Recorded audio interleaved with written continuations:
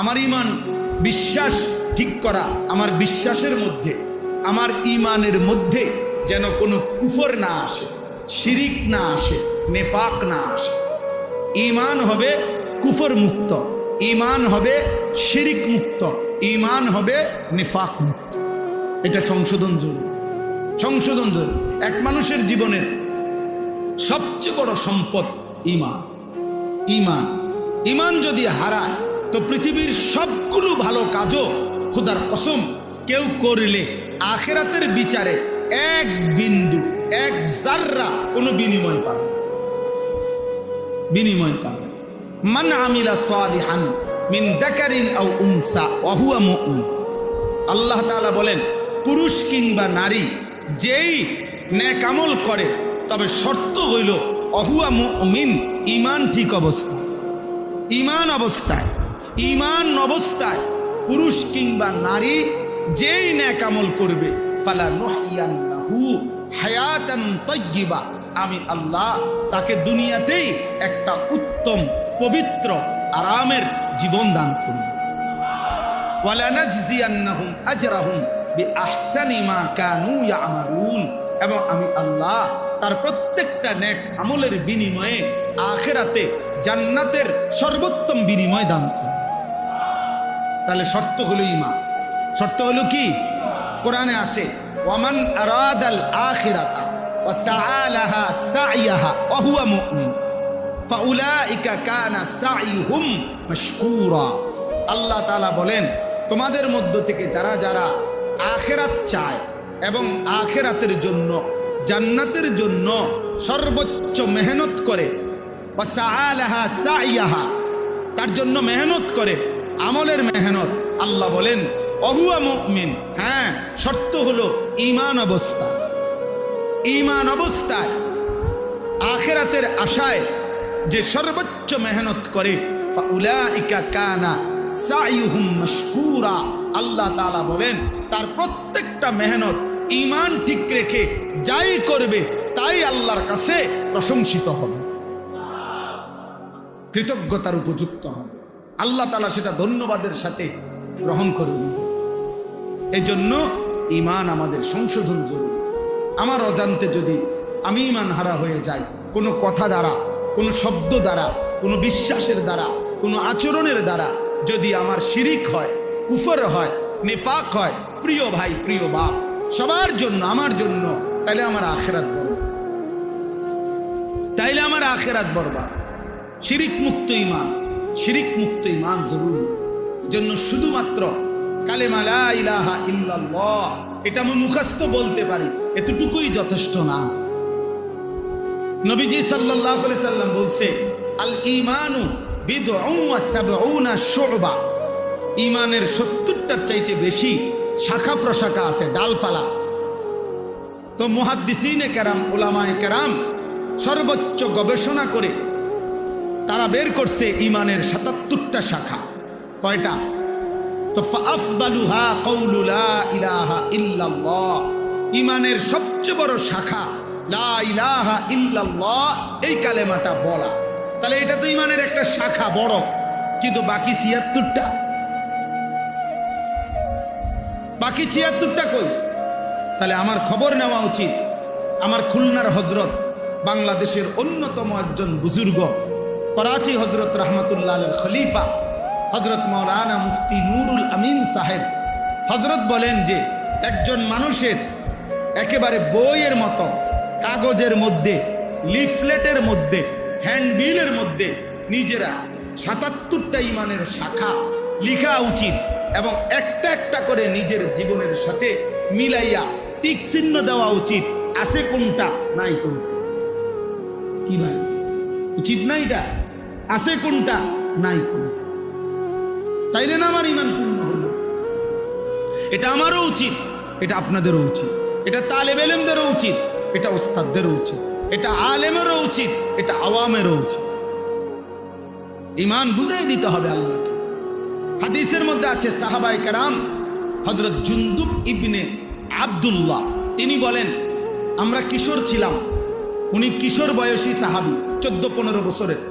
উনি বলেন, আমরা কয়েকজন কিশোর নবীজির কাছে লম্বা সময় কিছুদিন অবস্থান করলাম।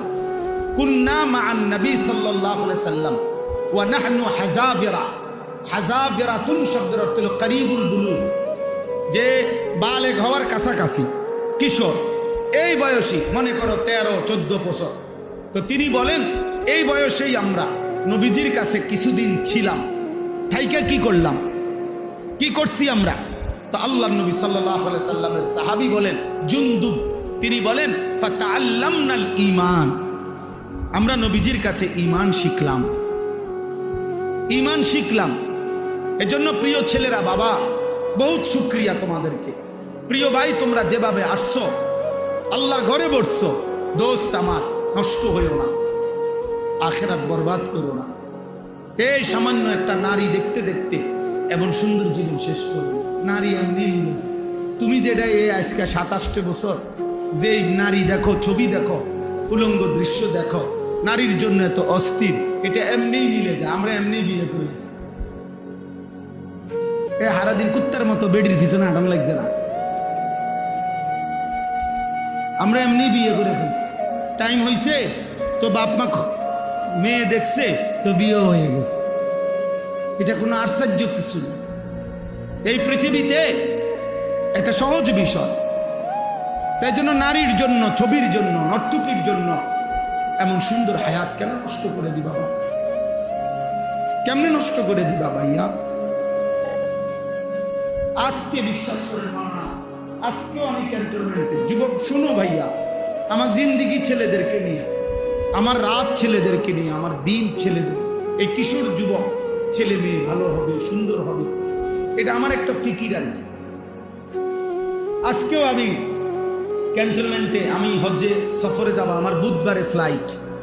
তা আমি কেনাকাটার জন্য গেছি। একটা প্রাইভেট কোম্পানিতে চাকরি করে একটা যুবক ছেলে, সে দৌড়াই আমার দিকে আসছে, আইসাই জড়ায় জড়ায় কাঁদতেছে। তাই বললাম কি হয়েছে বাপ কও? কয় হুজুর আমি রিলেশন করে বিয়ে করছি। রিলেশন মানে প্রেম, প্রেম করে বিয়ে করছি। এখন বিয়ে করলাম আজকে হুজুর 1 বছরের উপরে হয়, কিন্তু আমার বউ কোনোভাবেই আমার মা বাবার সামনেও যাইতে চায় না, তাদেরকে 1 গ্লাস পানিও আগায় দিতে চায় না কোনোভাবে হুজুর। আমি আমার সর্বোচ্চ অনুরোধ করছি, মা বাবার সামনে একটু কথাও বলতে চায় না।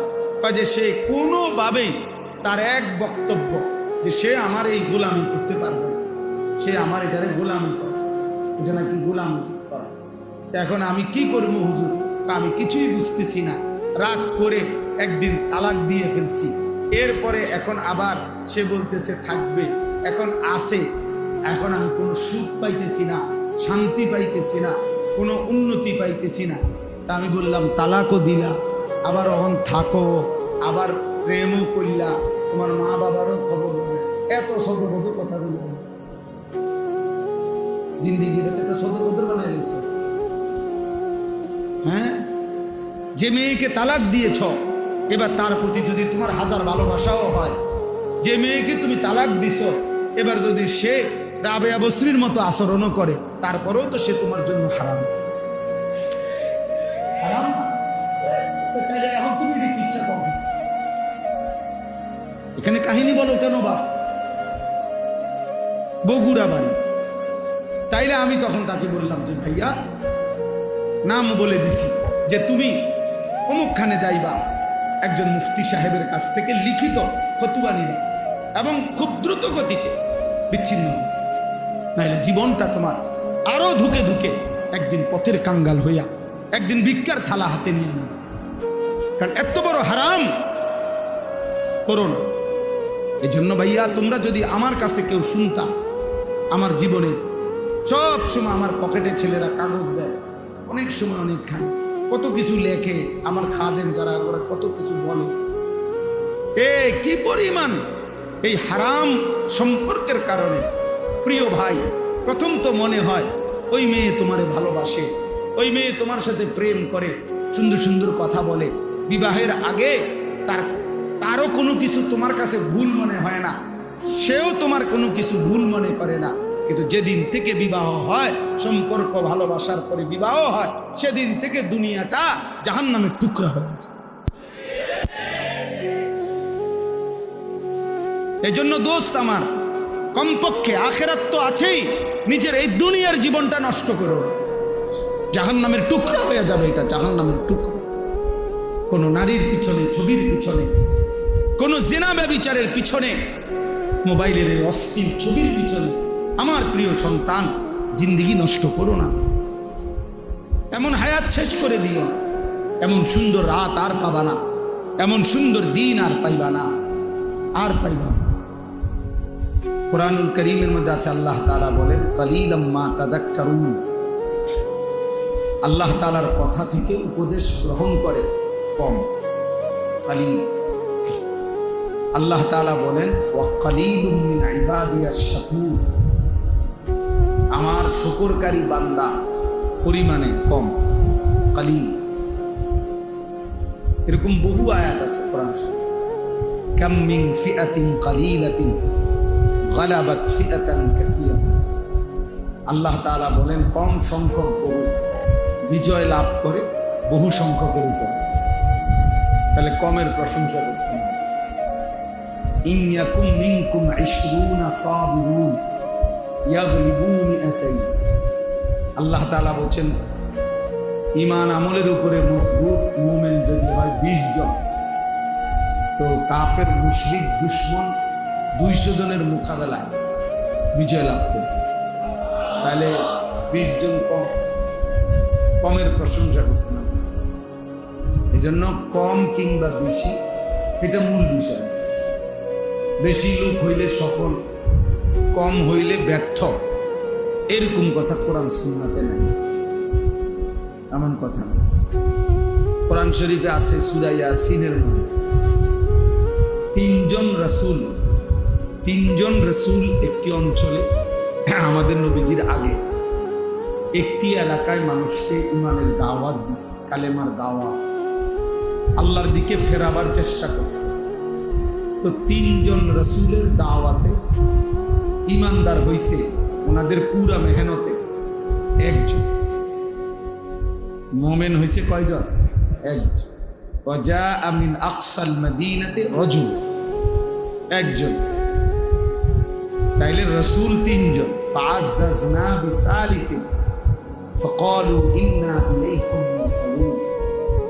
3 জনের ধারাবাহিক মেহনতে ওনাদের উপরে অনুগত অনুসারী হয়েছে 1 জন।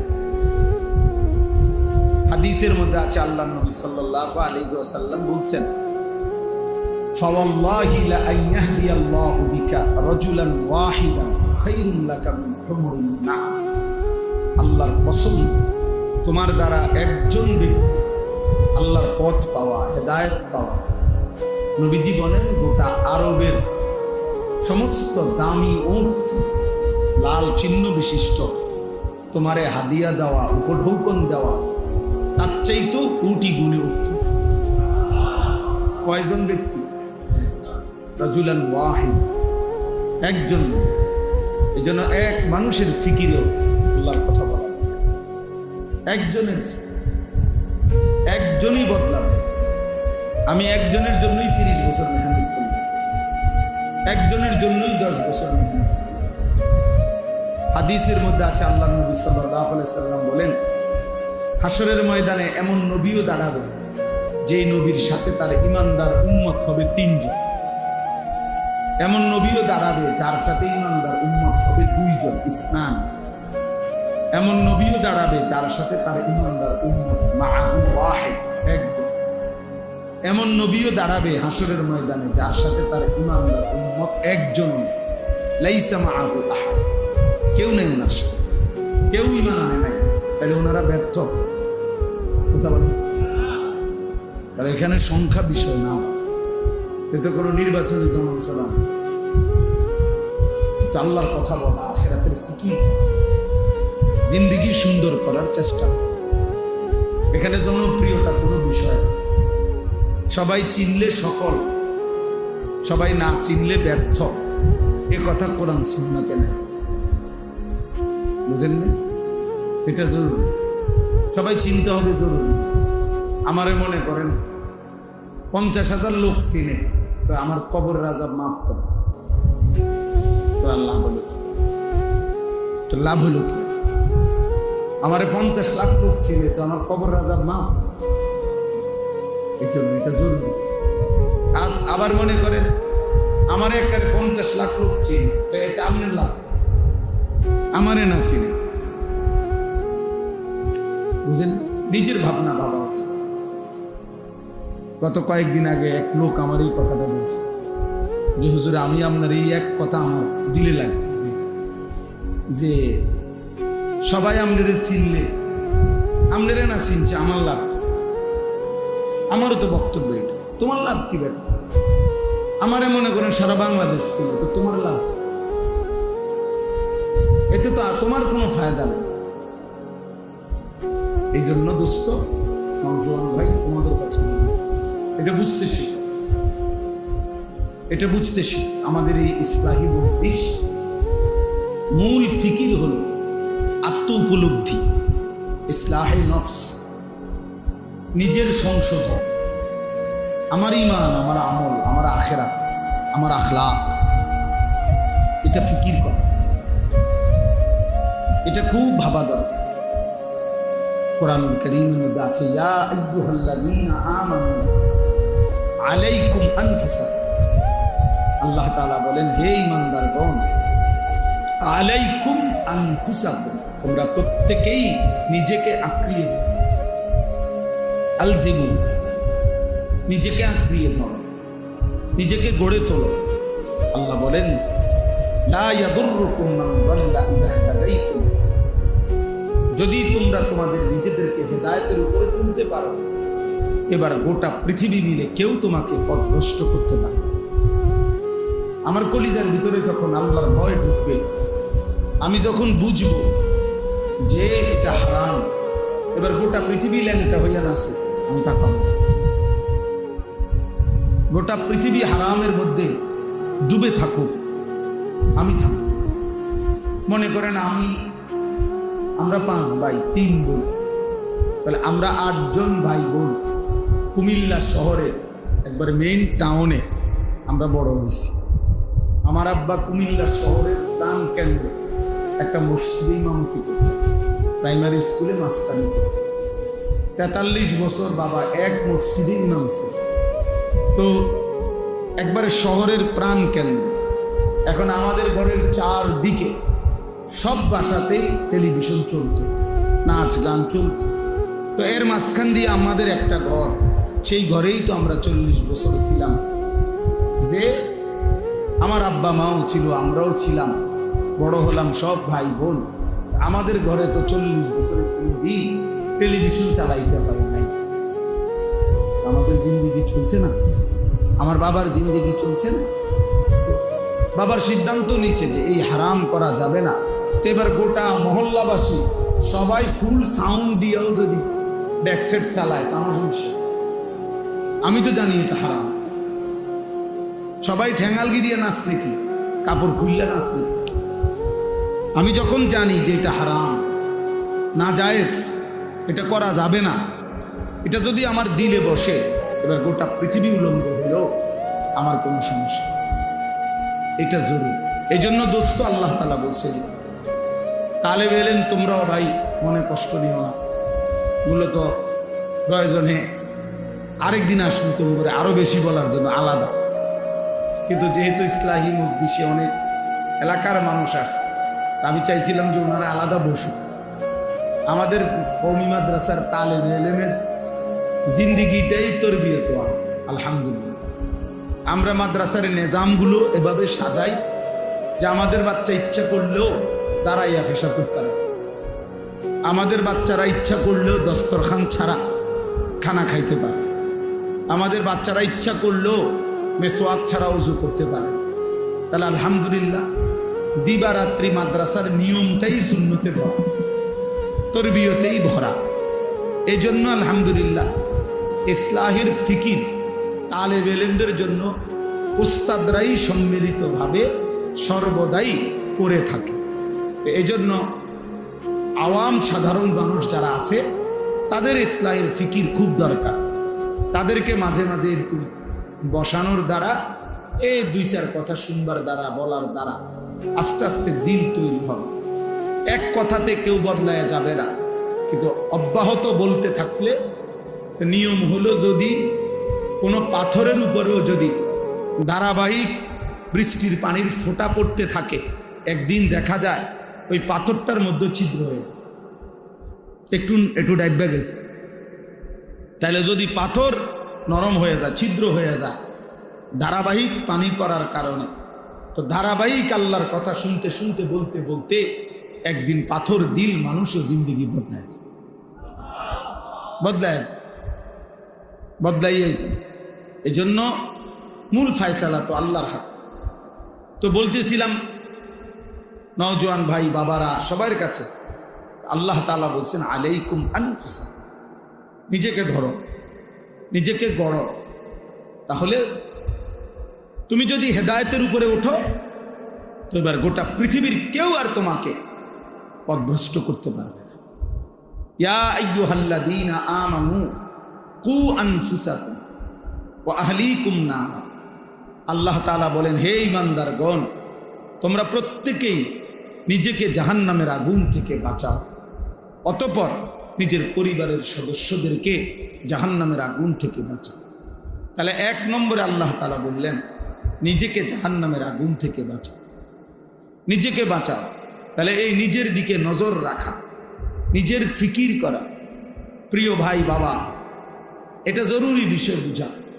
এতটুকু বিবেক যে আমার ভালো, আমি আনিসুর রহমান, আমার ভালো কোনটা, আমার কল্যাণ কিসে, আমার কামিয়াবি কিসের মধ্যে, কি করলে আমার সফলতা, কি করলে আমার ব্যর্থতা, আমার কি করা উচিত, আমার কি করা অনুচিত, কি করলে আমার আল্লাহ রাজি, কি করলে আমার আল্লাহ নারাজি।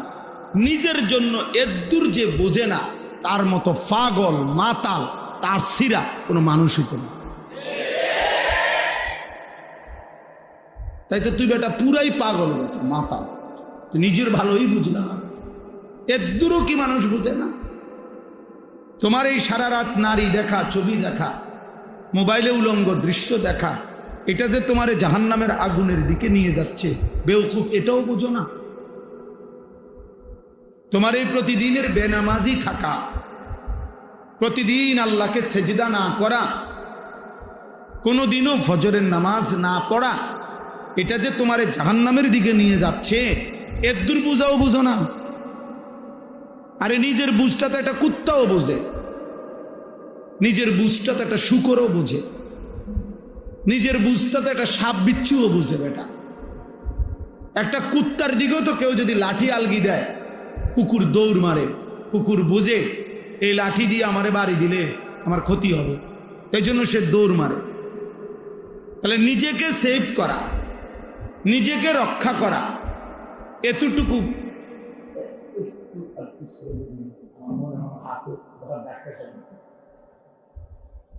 জি